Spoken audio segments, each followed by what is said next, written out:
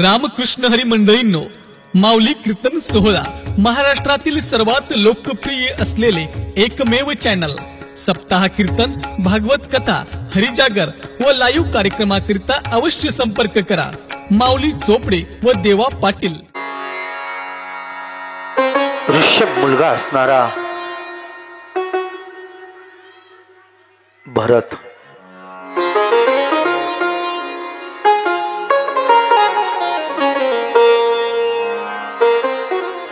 प्रियव्रत नावाच्या राजाची वंशावली सांगितली.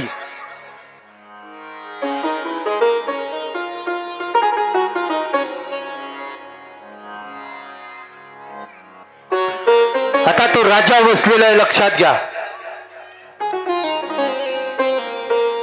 भरत ज्यावेळेस धर्माने राज्य चालवत होताना त्या भरताचं विवाह सोहळा म्हणजे लग्न झालं. पंचजनी नावाची स्त्री असणारी थाटामाटामध्ये तिच्यासोबत त्या भरताचं लग्न झालं. राजा भरताला 5 मुलं झाली.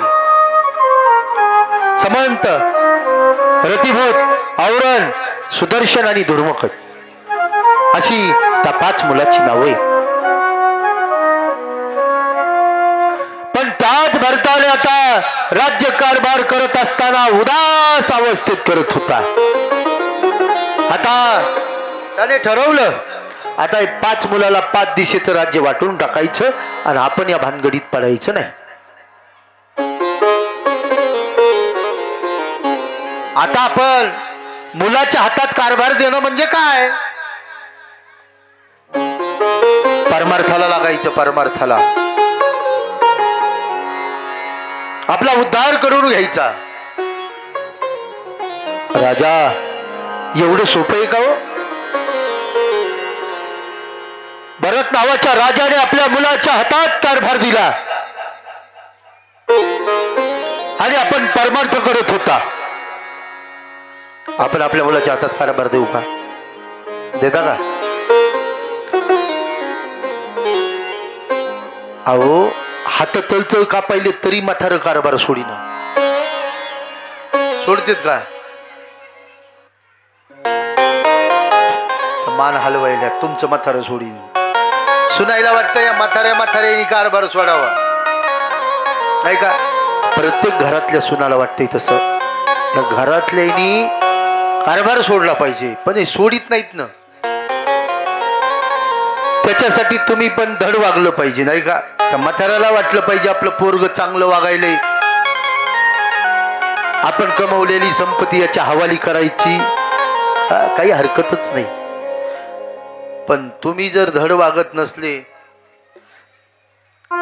त्याच्या संपत्तीला सुरुग लावित असले, आयत्या पिठाव माणसं म्हणतात ना, आयत्या पिठावर एक गोठा, नाही का?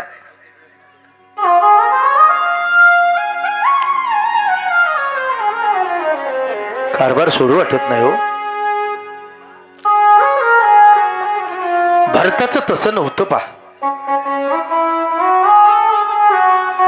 भरत मला तर माझा उद्धार करून घ्यायचा, पण उद्धार इथं बसल्याने होईल का?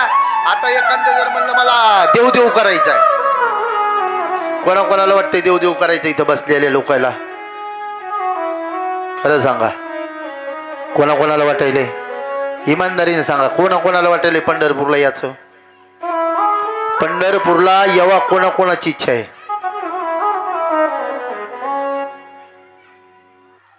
मग येतात का? मी इतक्या लोकांना घेऊन जातो, खरंच घेऊन जातो. 22 मार्च ते 27 मार्च झालं का? प्रपंचात राहून देवाची प्राप्ती होणं फार अवघड आहे. भरताने विचार केला, या राज्य कारभारात जर राहिलं तर मला परमार्थ प्राप्ती होणार नाही. मग आता मी काय केलं पाहिजे? त्या भरताने असणाऱ्या राज्याच्या घराचा त्याग केला आणि आपल्या उद्धारासाठी पुरस्थ आश्रमाच्या ठिकाणी तो एक झोपडी बांधली आणि त्या आश्रमात असणारा तो हरीच्या प्राप्तीसाठी राहत होता. घर सोडणं सोपं आहे आणि राहत असताना समोर एक नदी आहे पा. नदी फार मोठी एक नदी आहे, गडगी नावाची. एक दिवस भरत असणारा त्या नदीमध्ये स्नान करत होता. स्नान करत असताना त्याच नदीमध्ये एक दो जीवाचं हरिण पाणी पिण्यासाठी आलं. असेच उन्हाळ्याचे दिवस होते. पण त्या दो जीवाच्या हरणाने असणारा सिंहाची आरोळी ऐकली. आक्रोश ऐकला. त्या सिंहाची आरोळी ऐकल्याबरोबर तो दो जीवाचं हरिण असणारं भयभीत झालं. भयभीत झालेल्या हरणाने पाहिलं आणि या तीरावरून त्या तीरावर त्या हरणाने उडी मारली. पण पोटात जो गर्भ होता ना, तो गर्भ असणारा गळाला पहा. तो गर्भ असणारा पाण्यात वाहत जात होता. भरताने पाहिलं आणि त्या हरणाच्या पाडसाला भरताने पकडलं. अंगावरचं उपरलं घेतलं. त्या भरताने त्या हरणाच्या पाडसाला उपरण्याने पुसलं, कोरडं केलं आणि त्याच भरताने त्या हरणाचं पाडस राजा बगलात घातलं आणि आश्रमात आला. बघा, अगोदर कोणासोबत राहत होता? घरात घरदाराचा त्याग केला उद्धार व्हावा म्हणून. आणि घरावरची माया ही त्यागून सोडली. घरात जी माया होती का तिचा पण त्याग केला. पण जी घरातली माया सुटली आणि ती माया आता कोणावर सुटली? हरणाव. तो भरत असणारा रात्रदिवस ती माया हरणाव करत होता. भरताने ध्यान करावं, हरण कुठं जर गेलं तर माझ्या हरणाचं कसं होईल? माझं हरण का आलं नाही? भरताने ध्यास केला पा. ए राजा, रात्रंदिवस तो भरत असणारा हरणाचं चिंतन करत होता. राजा, एक दिवस त्या भरताचा अंतकाळ जवळ आला आणि अंतकाळाच्या वेळी त्या भरताने विचार केला, मी जर गेलो तर माझ्या हरणाचं कसं होईल? यमाने प्राण काढून घेतला पण माया जुटली. राजा, ए राजा, भरत तर गेला पण वासना ही शिल्लक राहिली आणि म्हणून दुसरा जन्म त्या भरताला. जड भरत राजा हरणी गर्भी गेला. जड भरत राजा हरणी गर्भी गेला. जड भरत राजा हरणी गर्भी गेला. जड भरत राजा हरणी गर्भी गेला. जड भरत राजा हरणी गर्भी गेला. भरत राजा हरणी गर्भी गेला. जड भरत राजा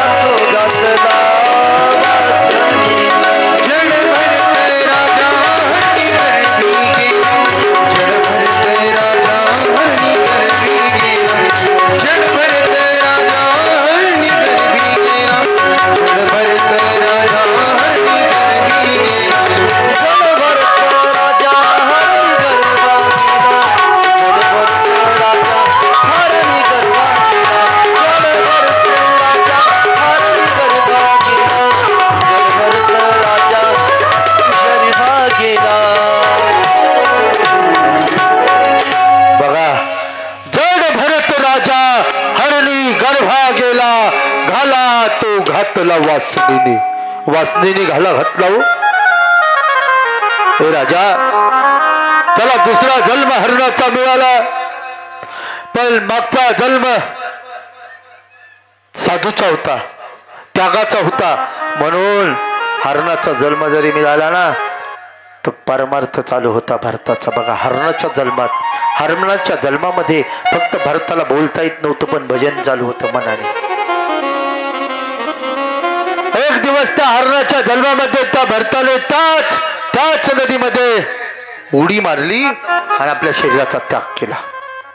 आता भरताला तिसरा जन्म मिळाला. अंगीसर गोत्रातील आत्मज्ञानी सद्गुणी ब्राह्मणाच्या तिसऱ्या पत्नीच्या पोटी भरत पुन्हा जन्माला आला हो. ब्राह्मण कुळामध्ये भरताला जन्म भेटला. पण जसे मुके बहिरे येडे राहतात ना, तसा तो भरत राहत होता. आपल्याला सगळं अनुभवात असून काही कळतच नाही असं राहत होता. पा गबाळा राजा, त्या ब्राह्मण कुळामध्ये त्या भरताला त्या ब्राह्मणाने बरंच काही शिकवलं, पण तो शिकत नव्हता. किती शिकवा तो शिकतच नव्हता. शेवटी ब्राह्मणाला वाटलं मुलगा जन्माला आला, पण काय फायदा आहे, एवढं शिकून तो शिकत नाही, काय केलं पाहिजे. शेवटी हे राजा, त्याच्या वडिलाला दुःख झालं. वडील त्या भरताच्या दुःखात गेली. आई पण त्याच्या बरोबर असणारी सती गेली. राजा, आता भरताच्या आई वडील गेले. पा आता भरत पोरका झाला, एकटा झाला. भरताच्या भावाला वाटलं हा येडा आहे, याला काय काम येईल, याला काही कळत नाही.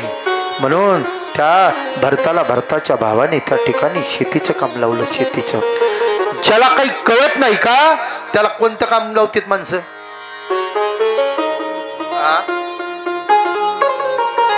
शेती कोण करते? शेती. आता हे देव बाप्पा बसले तर चोपडे दादा, शेती आहे का नाही येईल? माझ्यापेक्षा दुप्पट आहे. मी शेती करतो पण ते शेती करीत नाही. काहून करीत नाही शेती, खरं सांगा. कशाला शेती करते ते डोक्याने खाते. तो मम फुलं दीप सप म्हणलं की त्याला पैसे येते, नाही का?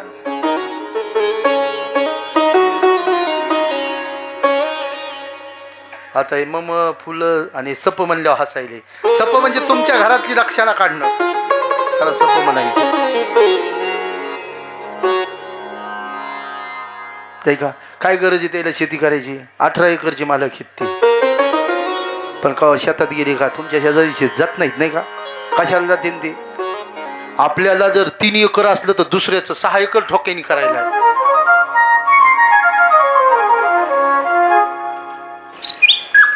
लोक जरा ठोक्यानी करायला. पैसे नसले तर बायकोचे दागिने ठुले, नाही का? द्याला ते दागिने बी बसले, शेती बी गेली. होते का नाही कधी कधी तसं? ब्राह्मण लोक शेती करीत नाहीत का? त्याला माहित आहे पायाने चालणारे माणसं अंतर गाठतात, पण डोक्याने चालणारे माणसं आपल्या ध्येयापर्यंत पोहोचतात. त्यांना आपलं ध्येय माहिती आहे. कधीतरी तुम्ही डोक्याने चल जा. आता आमचं किती डोकं आहे बघा बरं. मी 2-3 कीर्तन हे दिवसाचे 14वेचे सोडून दिली. माऊली, त्या कीर्तनात काय पडलं? भागवत म्हणजे बागायती शेती. शेतीमध्ये कोरडवाहू शेती, बागाई शेती पाहिली का तुम्ही? कीर्तन म्हणजे कोरडवाहू शेती. कोल्ड पाकिट भेटतंय त्याच्यात 4-2 हजार रुपये देतात काढून. पण भागवताची एवढी बागाई शेती आहे. बायको जर, आता तुमचं गाव लहान आहे म्हणून द्या सोडून, मोठ्या गावात जर कथा असली मागं, त्या इकडं पाटवदा मोठं गाव आहे पहा आमच्या शेजारी, तिकडं 2 दिवस बायको शेजारी ती दक्षिणा बांधली होती. एवढी दक्षिणा झाली ती. 2 दिवस ती पैसे माफीत होती. बघा ना तुम्ही, भागवतकाराला पैसे भेटतेत, कन्यादान भेटतंय, नाही का? ते बी पैसेच असतात ना. आयर भेटतंय, बायकोला कपडे, लेकरायला. तुमच्या इकडे परत आहे का लेकरायला कपडे करायचे? मला 2 लेकरं. बरं ते जाऊ द्या. माझ्या जीवनात 20 वर्षात हरभऱ्याच्या डाळीचा, मुगाच्या डाळीचा मला भावच माहित नाही. आता बाजारात केवढे चालली म्हणून. ज्वारीचा भाव माहीत नाही, गव्हाचा भाव माहीत नाही. आता तुमच्या इथं सांगत नाही, पण परगावाला काल देवबापा तुम्ही किती धान्य आणा म्हणून, आमच्या देवबापा विलय चॅप्टर आहेत. हे चॅप्टर आहेत म्हणून संगठून येत नाही. असे नाही कसं असतंय पा, दिसण्यावर नका जाऊ. रेडू भंगारा असावा, त्याच्या दिसण्यावर जायचं नाही, पण केंद्र धरणारा असावा. तसं त्याचं दिसणं तसं आहे, पण चॅप्टर आहे ते लगेच म्हणते सप्तधान्य आणा. ते त्याच्याकडून शिकायचं. 5व्या दिवशी म्हणते पंचधान्य, 5 राशी आणा म्हणतात, आणि 7व्या दिवशी म्हणते सप्तधान्य. 7 धान्य आणले तरच तुम्हाला भागवत पावतोय. आणतान काय? मग आता धान्य काय काय आणतात माहिती का? साधं धान्य जमणार नाही. उगा राशनचे गहून तांदूळ ते नाही. तिळदान, मुगदान, मुगाच्या राशीचं धान्य, तुरीच्या राशीचं धान्य, तिळाचं धान्य आहे का तुमच्या इकडं? हा.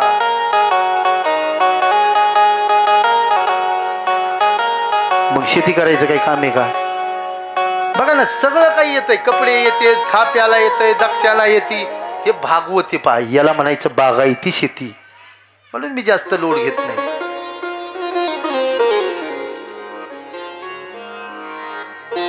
विचार केला. भरत शेतीच करत नव्हता का? ब्राह्मण समाजात होता. पण ज्याला काही करताच येत नाही त्याला शेती.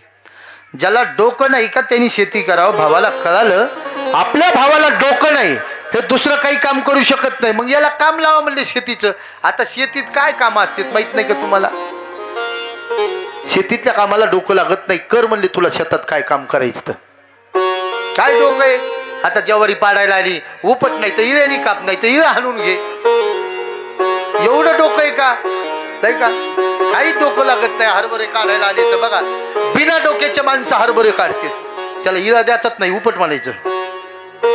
ज्याला ते बी नाही जमलं, ढिगलं टाकायची. त्याला माहिती घे बोजा, उचलून द्यायचं डोसक्यावर. दिवसभर हात येते बिना डोक्याचं. बघा, भरत शेती काम करत होता. भरत शेती करत होता. पण शेती करत असताना त्या नगरामध्ये एक डाकू होता. एका डाकूचा मुखिया होता. त्याला मुलबाळ नव्हतं. त्याने कातीयनी देवीला नवस केला, हे देवी, मला जर मुलगा दिला ना तर तुला नरभक्षी देईन, म्हणजे माणसाचा बळी देईन. नवसानी लेकर होते का? माझ्या तू गोबरायाच्या प्रमाणे 900 कन्या पुत्र होती, तरी का करणे लागे पती. पण त्याला मुलगा झाला ना, त्याला वाटलं देवीने दिला. आता देवीने दिला तर आता माणूस कापायचा. माणूस शोधत होते.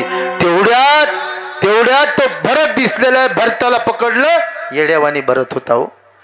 पकडलं म्हणले याला देवीकडे आणा. आता त्या देवीला नरभक्षीचा त्या भरताला कापायचं. त्यावेळेस कापायचं ना, त्यावेळेस त्या भरताला स्नान घातलं. त्याला नवीन वस्त्र असणारे पराधान केले. त्याच्या गळ्यामध्ये फुलाचा हार घातला. त्या भरताला चंदन लावलं डोक्याला आणि त्या भरताला देवीच्या समोर नेलं. आता देवीच्या समोर त्या भरताला कापणार. त्याच्या मुंडक्यावर सुरी लावली. तेवढ्यात देवी मूर्ती फाडून बाहेर आली. जे राक्षस होतं त्यांचं हृदय पिलं आणि भरताला सोडून दिलं. राजा भरत असणारा पुन्हा घरी आलेला आहे. पुन्हा भरत शेती करत होता. काय शेतीचं महत्व आहे तुम्हाला सांगू का? शेतीला जर पाणी असलं तर बरं आहे. आणि कोरडवाहू शेती असली तर कोणाच्या आधारावे? निसर्गाच्या. तुम्ही नेमका कापूस लावा आणि त्या जून महिन्यात जर महिनाभर पाऊस नाही आला, 15 दिवसाची बखाड झाली तर काय होतंय? कोणाकडे बघतंय शेतकरी? ढगाकड, नाही का? काहून बघतंय? त्या ढगाकड बघतंय, त्या कापसाच्या झाडाकडे बघतंय. हा, त्याला कोरडवाहू शेती म्हणायचे. त्याच्या राजा तो भरत असणारा विचार करत होता. पुढेही शेती करत असताना भरत शेतात बसलेला आहे आणि त्या रस्त्याने रहुगण नावाच्या राजाची पालखी येत होती. पालखी येत असताना एक जण त्या पालखीचा थकलेला आहे. सिंधू शौर्य देशाचा राजा रहुगण. पालखीचा एक जण थकला म्हणून ती पालखी खाली ठेवली. सांगितलं आता पालखीला कोणी भेटन का? बघा म्हणले. तेवढ्यात ते भरत दिसलं ना. त्याला म्हणले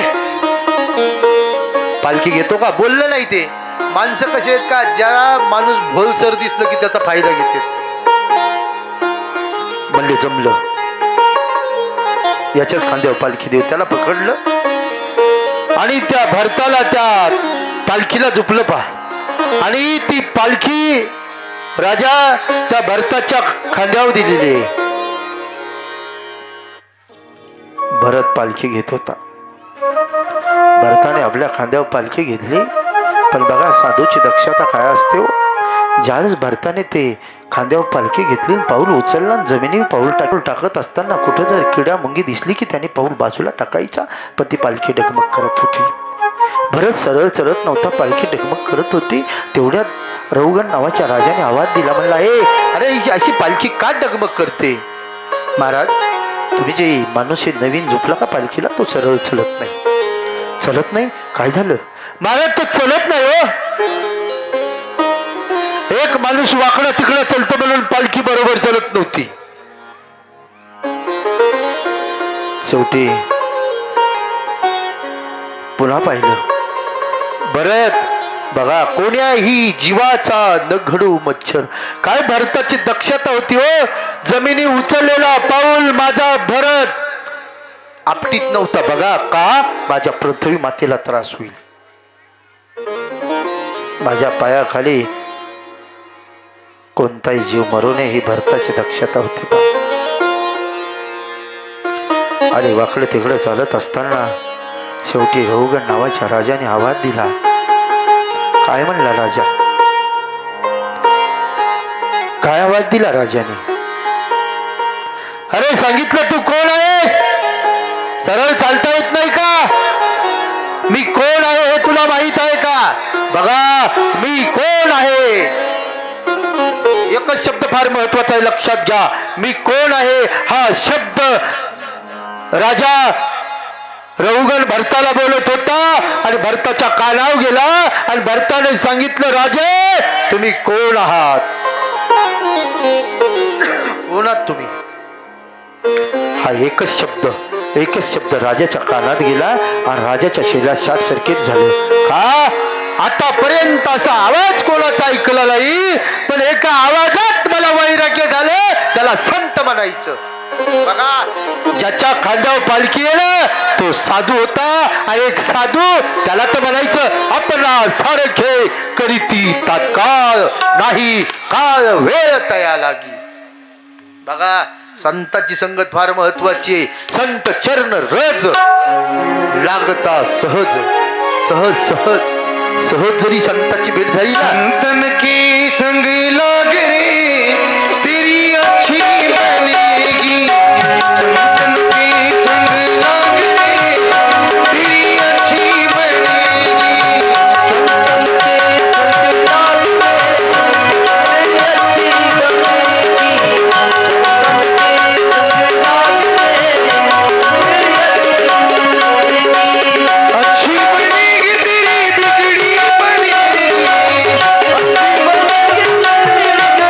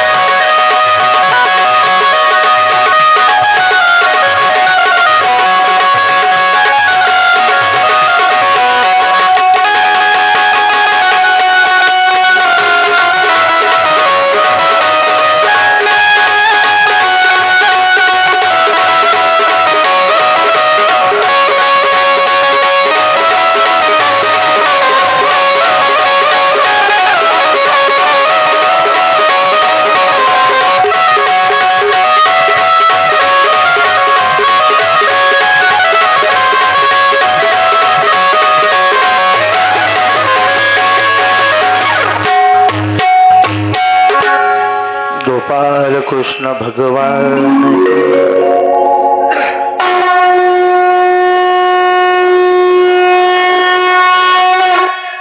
बघा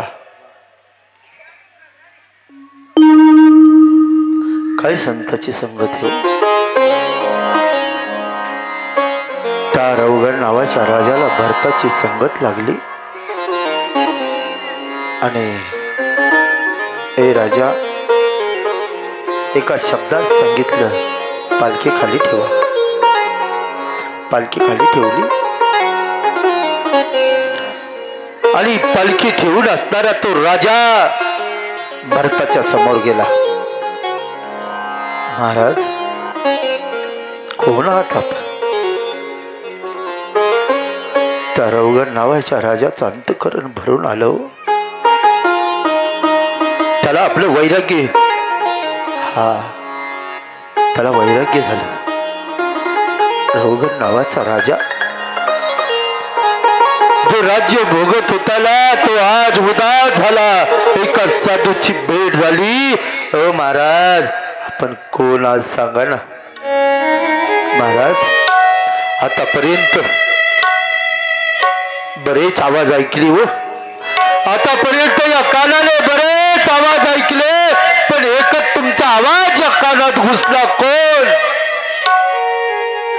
एका आवाजात, एका तुमच्या शब्दात मला काय झालं काही कळत नाही हो.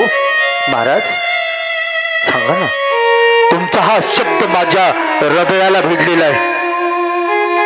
मला माहित आहे तुम्ही कोणीतरी महापुरुष आहात. हात जोडले आहात. महाराज हो महाराज. महाराज अंतःकरण भरून आलं. महाराज मी पापी आहे नाही का? हो माझी पालखी तुमच्या खांद्यावर दिली. डोळ्यातून अश्रू वाहत होते. महाराज हे पाप कुठं तुम्ही सांगा ना. कंठ सद्गतीत झाला आणि राजाने भरताचे पाय धरले. महाराज सांगा ना माझा उद्धार करा. काय संताची संगत असते हो का महाराज. खरंच कधीतरी असे संत भेटावा. कोण भेटतील आपल्याला? गेले नाही का? भेटतील का आता? काय केलं म्हणजे साधूची भेट होईल? कोणतं पुण्य लागतं आपल्या जीवनामध्ये? तेवढं पुण्य आपलं नाही. माणसाच्या जीवनात जेव्हा संत होते तेव्हा कळाले नाही. कळाले का आपल्याला? त्या संताचं महत्व कळायला पाहिजे. आता आपल्याला एकच संत माहिती आहे. प्रत्येक गावामध्ये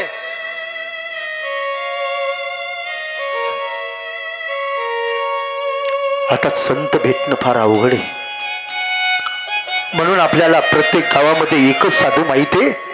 तो साधू आता मंदिरात बसलेला आहे. आता फक्त ज्याला वाटत असेल माझा उद्धार व्हावा, माझं कल्याण व्हावं, त्याने रोज या मंदिरातल्या साधूची सेवा करायची आहे ना. तुमच्या मंदिरात हा साधू साधारण नाही बरं. बघा त्याची सेवा करून. ज्याला वाटत असेल या साधूची आपल्यावर कृपा व्हावी, आपल्याही देईना असेल ना चालू,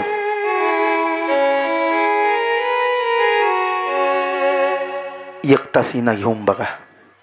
बघा तुम्ही जर या दक्षिणमुखी मारुतीरायाच्या या धर्म मंडपात जर एक तास इना घेतला ना तर एका वर्षाचे गंडांतर चालतात. 1 वर्षाचं संकट एका घंट्याने जातं. इथं इना घ्यावा लागते. येण्याचं महत्व घेतलं पाहिजे. आपल्या घरादारातले जे गंडांतर असतात ना, संकट असतात ना, 1 घंटा इना घेतल्याने ते संपूर्ण हनुमंतराय 365 दिवसाचं रक्षण करत असतो एका घंट्याच्या इन्याने. मग किती मोठं संकट असू द्या, तुमच्या दारात संकट येत नाही. ही त्या साधूची ताकद आहे. हे दुख भंजन मारुति नंदन सुन लो मेरी पुकार पवन सुत विनती बारंबार पवन सुत विनती बारंबार पवन सुत विनती बारंबार दुख भंजन मारुति नंदन हे दुख भंजन मारुति नंदन सुन लो मेरी पुकार पवन सुत विनती बारंबार पवन सुत विनती बारंबार पवन सुत विनती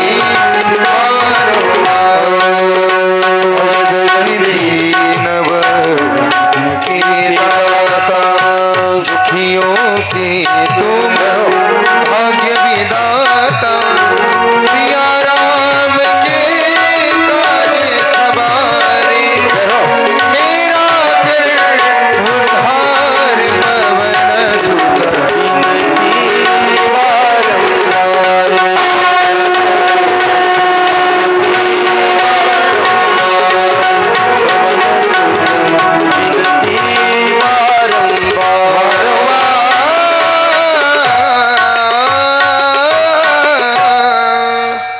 त्याला विनंती करा.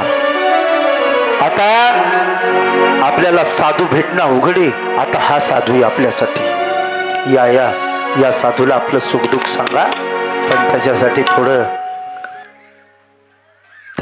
थोडं दान धर्म, त्याची सेवा करा.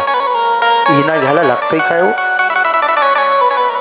काही माणसाला, आता तुमच्या गावातलं मला माहित नाही, पण काही गावात इनाच घेऊ वाटत नाही.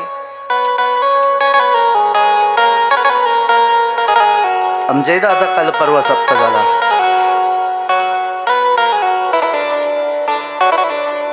इना म्हणलं की माणसं मंडपाकडच येत नाहीत. काय त्यांना कोणता रोग झालाय कुणास ठाऊक. इना म्हणलं की त्यांना भानगड वाटते, भानगड नाही का.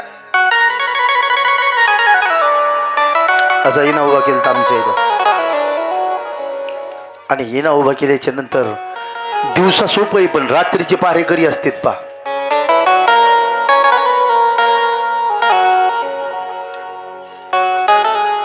मग रात्री एक जणाकडे इना दिला.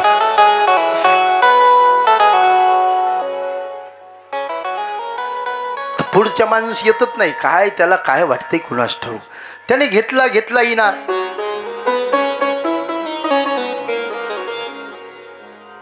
आणि इनाच गायब झाला. सकाळी काकड्यावाले गेले, म्हणले मंदिरावरचा इना. म्हणले रात्री कोणाचा पहारा होता? म्हणले राम्याचा.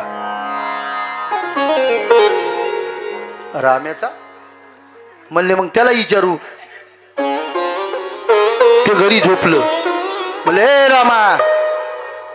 उठलं. म्हणलं काय? म्हणला इना. ते म्हणला त्याला मारते पशी.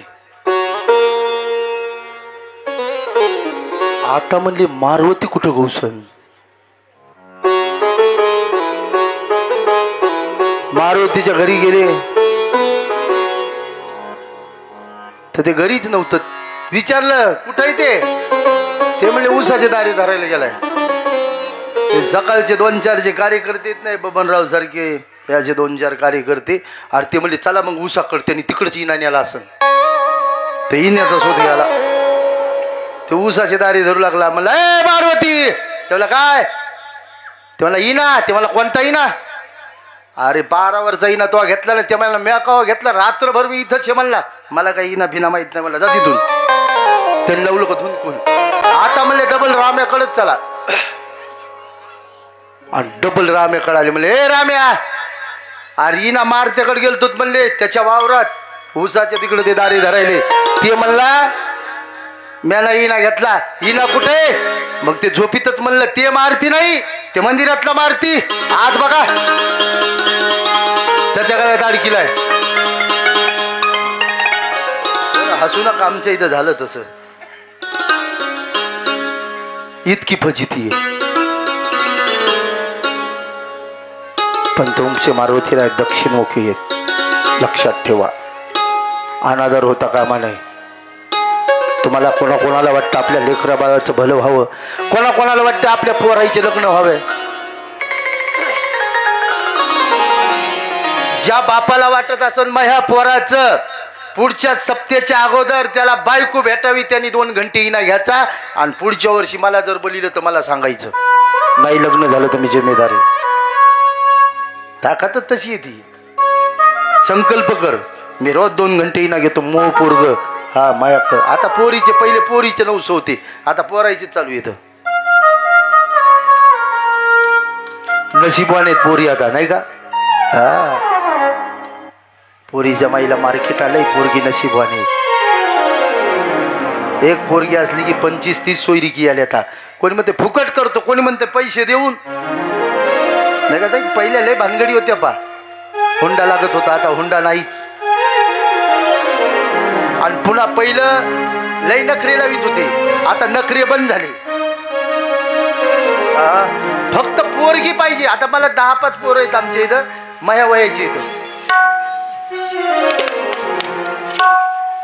ते म्हणले महाराज नुसती पोरगीच बघा, कशी ते मला कशी बी असू द्या. आंधळी असल्यावर चलती का, ते मला एका डोळ्याने असल्यावर चलती. लंगडी असली तरी बी थोडी असू द्या म्हणला कुचकत चालणारी, पण पाहिजे. नाही तर त्या काळामध्ये आंधळ्या लंगड्या बहिऱ्या पोरीच्या कुठं. आता काल परवा एक जणांनी 2 कानांनी बहिरी आहे ती केली चांगल्या घरी. इलाज नाही ना. मुकीला बी मार्केट आहे, काय ताण नाही. मार्केट जमाना बदलला हो. सांगा महाराज तुम्ही कोण? राजा. त्या भरताने त्या ठिकाणी रौगण नावाच्या राजाला आपला परिचय सांगितला. राजा आपला उद्धार करून घे. सुखदेव सांगतात राजा त्या रौगण नावाच्या राजाला कळालं ही संत आहे. संत कळाले पाहिजे. संत कळत नसतात, कारण तुम्हाला कळ. आणि त्या ठिकाणी आता रौगण नावाचा राजा भरताला उपदेश करत होता. तुम्हाला सगळे गणित सोडवता येतील, पण जीवनाचं गणित फार वेगळे पा. रौगण नावाच्या राजाला भरताने त्या ठिकाणी 21 नरककुंडाची माहिती सांगितली. भागवतामध्ये 21 नरककुंड आहेत. पहिलं तामिस नावाचं नरक आहे. त्या नरकाला कोण जाते माहिती का? या नरकाला जो माणूस दुसऱ्याचं धन हडप करतो, दुसऱ्याचं धन, दुसऱ्याच्या धनावर ज्याचा डोळा आहे का, तो तामिस नावाच्या नरकाला जात असतो. दुसरं अन्न तामिस नावाचं नरक आहे.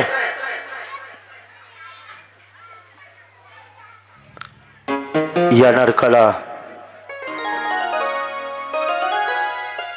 कोण जाते माहिती?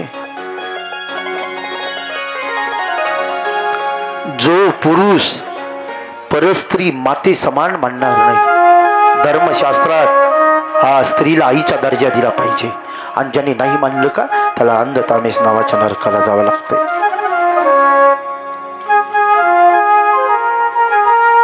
राजा कुंभपाक नावाचं नरक आहे. आपल्या संसारात जो टळटळाचा लोकांचा टळटळा घेऊन संसार करतो, लोकाला फसवतो, पैसे कमवतो, तो कुंभपाक नावाच्या नरकाला जात असतो. रोग नावाचं नरक आहे.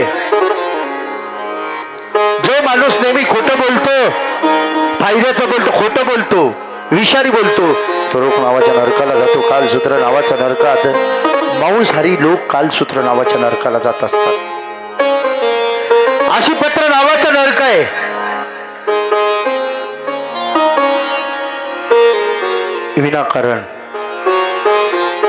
विनाकारण कोणाला वाईट बोलणं, कोणाशी भांडण करणं, कोणाचे पैसे बुडवणं. समोर असणार सुकरमुख नावाचं नरक आहे. सुकरमुख म्हणजे डुक्कर. शास्त्रामध्ये शुक्राला डुक्कर म्हणलं. डुकराचा जन्म पुढचा कोणाकोणाचा आहे माहिती का? डुकराचा.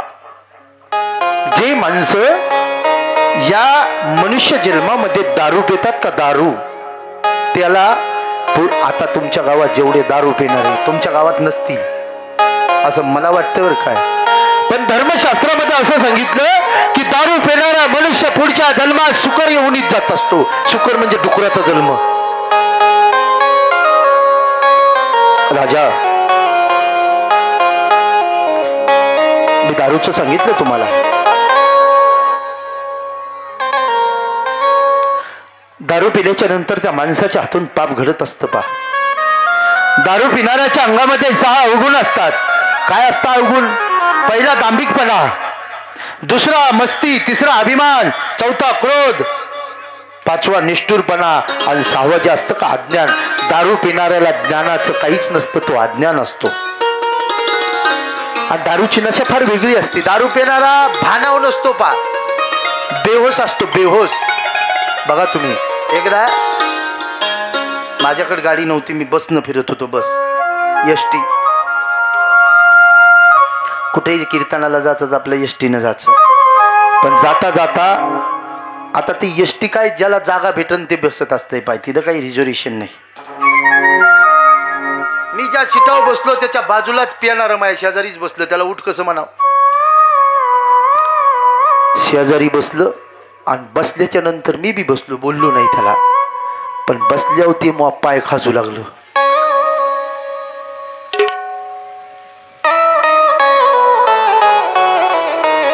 पाय खाजिता खाजिता मी म्हणलं पाय खाजवायलास. ते म्हणाले मग खाजवायला मी काय करू.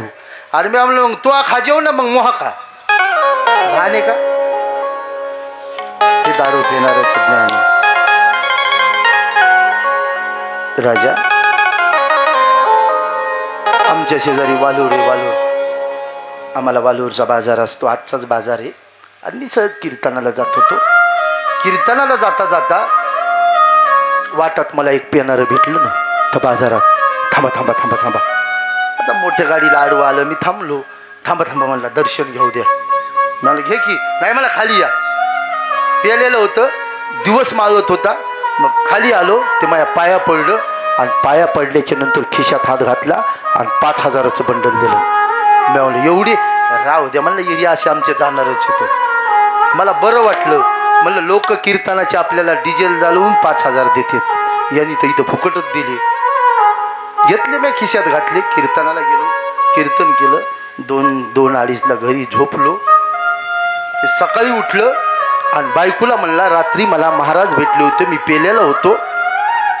महाराजाकडे माझे पैसे हरपतेन म्हणून महाराजाकडे 5,000 रुपये ठेवासाठी दिलेत, ते जाईन घेऊन ये. नेमकी 6 वाजता त्याची बायको आली ना. आणि कुठे आहेत महाराज. मी ऐकला आवाज तिचा. आवाजाने ओळखू येते ना. हा, मी म्हणलं सखूबाई आली हो. शाला अंगा होती. म्हणलं काय काकू. काय नाही म्हणे, रात्री तुम्हाला आमचे मालक भेटले होते वाटतं. मी म्हणलं हो. आणि मग काय म्हणलं. मी म्हणलं काही नाही, भेटले, दर्शन घेतलं. हो म्हणे मला पाठीलं, अंधार पडला होता आणि तुमच्याकडे 5,000 रुपये ठेवायला दिले वाटतं रात्री. मी म्हणलं ठेवायला नाही दिले, ते पाया पडून मला दक्षिणा दिली. ते म्हणे बस कर, तुला भागवताचे कोणी कीर्तनाचे 5-5 जैन दक्षिणा दिली का, घेते 5,000 रुपये. नेले तिनं. म्हणजे काही काही पिणाऱ्याची एवढी जात हुशार असते. पा महाराज म्हणले जे माणसं असे दारू पितात ना ते सुकरमुख नरकाला जात असतात. अंधमुख नावाच्या नरकाला जे माणसं किडे मुंगे मारतात ते अंधमुख नावाच्या नरकाला जात असतात. तृप्ती नावाच्या नरकाला जो बाप आपल्या मुलाचं कन्यादान करत असताना त्या मुलीचं जर वाटूळ झालं तर त्या बापाला तृप्ती नावाच्या नरकाला जावं लागतं. राजा, महारोग नावाच्या नरकाला जे माणसं पावला पावली खोटं बोलतात ते जात असतात. कुंभपाक नावाच्या नरकाला जे माणसं विषारी बोलतात ते जात असतात. सदक नावाचं नरक, एक सदक, त्या संदस्य नावाच्या नरकाला चांगल्या कुळात जन्माला येऊन जर पाप करत असेल तर त्याला त्या नरकाला जावं लागतं. 24 नरक